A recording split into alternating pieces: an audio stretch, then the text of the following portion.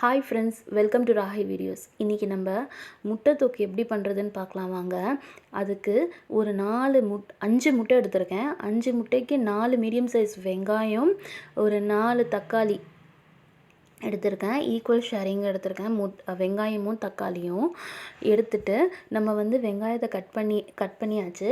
அதுக்கப்புறமா வந்து பாத்திரத்தை வந்து அடுப்பில் ஏற்றிட்ட பிறகு எண்ணெய் வந்து நல்லெண்ணெய் ஆட் பண்ணிங்கன்னா இந்த டிஷ்க்கு ரொம்ப சூப்பராக இருக்கும். ட்ரை பண்ணி பாருங்கள். இப்போ வந்து எண்ணெய் ஆட் பண்ணிட்ட பிறகு பட்டை லவங்கம் போட்டாச்சு. ஏலக்காய், ஒரே ஒரு ஏலக்காய் நான் போட்டுக்கிறேன். அது போட்ட பிறகு நம்ம ஒரு பூண்டு முழுசாக எடுத்து அந்த பல்லை வந்து ஃபுல்லாகவே தோல் உரித்து நீங்கள் ஆட் பண்ணிக்கோங்க. அப்புறம் கருவேப்பிலை கொஞ்சம் ஆட் பண்ணிட்டேன். நான் நிறைய கருவேப்பிலை ஆட் பண்ணியிருக்கேன். உங்களுக்கு வேணாம் கொஞ்சம் கருவேப்பிலைன்னா நீங்கள் ஸ்கிப் பண்ணிக்கலாம், கொஞ்சமாக ஆட் பண்ணிக்கலாம். பூண்டு, அப்புறமா வந்து கருவேப்பிலை ஆட் பண்ணிட்ட பிறகு அரைஞ்சி வச்சுருந்த வெங்காயத்தை நான் ஆட் பண்ணிக்கிறேன். இப்போ வந்து இந்த வெங்காயம் நல்லா வெங்காயம் நல்லா வதங்கின பிறகு நம்ம மற்ற இன்க்ரீடியன்ட் ஆட் பண்ணிக்கலாம்.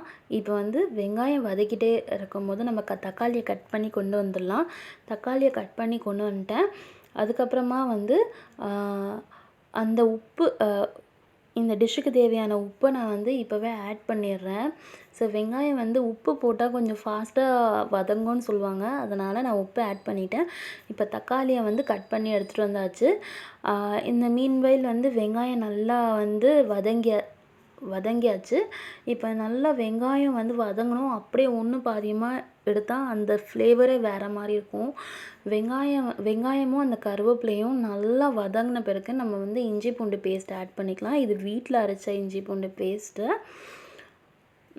ஆட் பண்ண பிறகு நம்ம வந்து கொஞ்ச நேரம் சிம்மில், எப்போவுமே எந்த ஒரு டிஷ் செஞ்சாலும் இஞ்சி பூண்டு பேஸ்ட் ஆட் பண்ண பிறகு அடுப்பை வந்து ஒரு 2 நிமிஷம் சிம்மில் வச்சுருங்க. சிம்மில் வச்சுட்ட பிறகு நீங்கள் வந்து அதை வதக்கி எடுத்திங்கன்னா அந்த டேஸ்ட்டு சூப்பராக இருக்கும். இப்போ வதங்கின பிறகு நம்ம தக்காளி, பச்சை மிளகா ஆட் பண்ணிக்கிறேன். நான் 3 சைஸ் பச்சை மிளகா ஆட்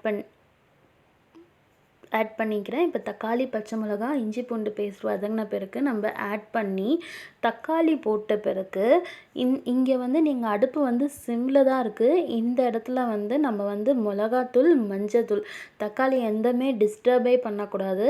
அப்படியே போட்டுட்டு மிளகாத்தூள் ஒரு 3 டீஸ்பூன் மிளகாத்தூள் போட்டுக்கிறேன். நான் மிளகாத்தூள், இது வீட்டில் அரைச்ச மிளகாத்தூள், மஞ்சத்தூள், தனியாத்தூள், இது 3மே வீட்டில் அரைச்சது ஆட் பண்ணிவிட்டு கலரக்கூடாது, தக்காளியும் கலரக்கூடாது. அப்படியே நீங்கள் ஆட் பண்ணிவிட்டு சிம்மில் வச்சு தட்டு போட்டு மூடி வச்சிடணும்.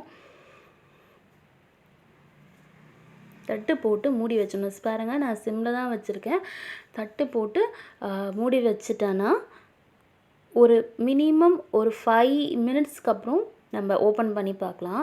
அதுக்குள்ளே நான் வந்து முட்டை வேக வச்சுருக்கேன் இல்லையா, அதை வந்து நான் வந்து தோல் எடுத்துட்டு முட்டை வந்து பாருங்கள் குட்டி குட்டி ஸ்லைஸாக பண்ணி வச்சுருக்கேன். நெக்ஸ்ட் அந்த வெள்ளைக்கரு மட்டும் எடுத்து அது ஒரு 2 பீஸாக கட் பண்ணி எடுத்தாச்சு. இந்த முட்டை மட்டுமே முழுசாக போடாமல் நான் குட்டி குட்டியாக கட் பண்ணி வச்சுருக்கேன். இந்த மாதிரி கட் பண்ணி பாருங்கள். நம்ம குட்டீஸ்க்கெலாம் ரொம்ப பிடிக்கும் இந்த மாதிரி பண்ணி கொடுத்தா. ஒரு ஃபுல் முட்டை கொடுத்தா ஒரு சில டைம் சாப்பிட மாட்டாங்க.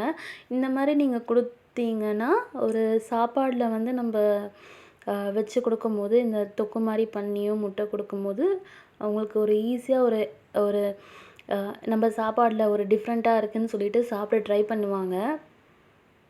நீங்கள் ட்ரை பண்ணி பாருங்கள், இந்த ஒரு சின்ன டிப்ஸு. இப்போ வந்து நீங்கள் பார்த்தீங்கன்னா நம்ம தட்டு ஓப்பன் பண்ண பிறகு தக்காளி ஃபுல்லாகவே நல்லா ஸ்மாஷ் ஆகிடும்.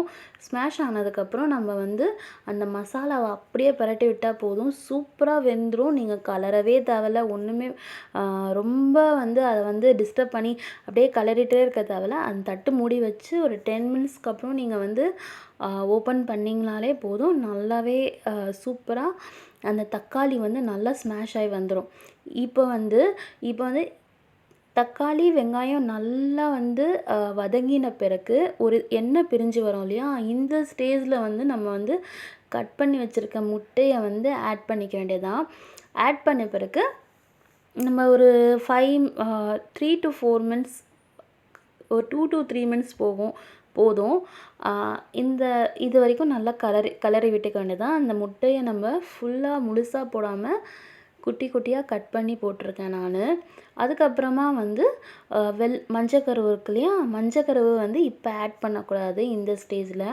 லாஸ்ட்டாக அடுப்பு ஆஃப் பண்ண பிறகு தான் மஞ்சக்கருவை நம்ம ஆட் பண்ணுவோம். மஞ்சக்கருவை போட்டு நம்ம ஆட் பண்ணி இந்த மாதிரி கிளறி விட்டே இருந்தோம்னா அந்த மஞ்சக்கருவு வந்து ஃபுல்லாகவே அந்த தொக்கில் போய் அது வேறு மாதிரி ஒரு டேஸ்ட் கொடுத்துரும். நம்மளுக்கு வந்து அந்த தக்காளி வெங்காயத்தோட டேஸ்ட்டே மாறிடும். நீங்கள் வந்து ட்ரை பண்ணி பாருங்கள். இப்போ சும்மா நான் வந்து ஒரு மஞ்சக்கரு போட்ட பிறகு ஒரு சின்ன பெரட்டல் கொடுத்துட்டு நான் வந்து அவ்வளோதான், ஆஃப் பண்ணிட்டேன். அதை டிஸ்டர்பே பண்ணக்கூடாது. நம்ம வந்து அதுக்கப்புறமா சர்வ் பண்ண வேண்டியதுதான். சூப்பராக இருக்கும் ஃப்ரெண்ட்ஸ். இது சிம்பிளான டிஷ். நம்ம வீட்டில் வச்சுருக்க இன்க்ரீடியன்ட் வச்சு நம்ம ஈஸியாக டக்குன்னு நம்ம வந்து சமைச்சிடலாம்.